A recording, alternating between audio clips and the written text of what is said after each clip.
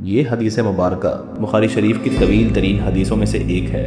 عبید اللہ ابن عبداللہ ابن عتبہ بن مسعود نے خبر دی کہ عبداللہ بن عباس سے ابو سفیان بن حرب نے یہ واقعہ بیان کیا۔ یہ واقعہ تاریخ انسانی کا ایک ایسا موڑ ہے جہاں ایک طرف وقت کی عظیم سپر پاور روم کا بادشاہ ہرقل تھا اور دوسری طرف قریش کے سردار ابو سفیان۔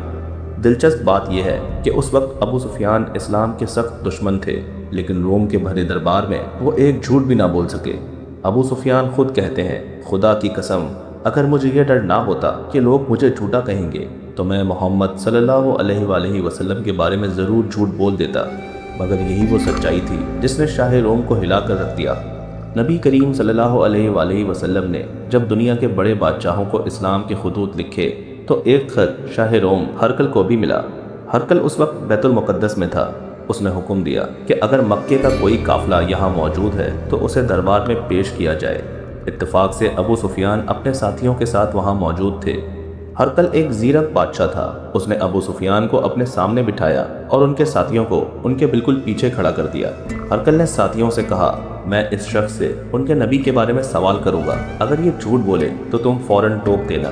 یہی وہ دباؤ تھا جس نے ابو سفیان کو سچ بولنے پر مجبور کر دیا۔ ہرقل نے ایک ایک کر کے 11 سوالات کیے۔ اس نے پوچھا، ان کا نسب کیسا ہے؟ ابو سفیان نے کہا، وہ ہم میں اعلیٰ نسب ہیں۔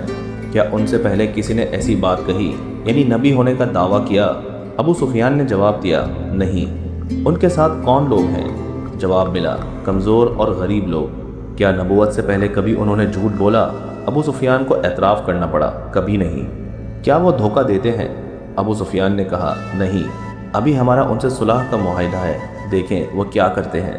یہ واحد جگہ تھی جہاں ابو سفیان نے تھوڑی سی شک کی گنجائش نکالنے کی کوشش کی۔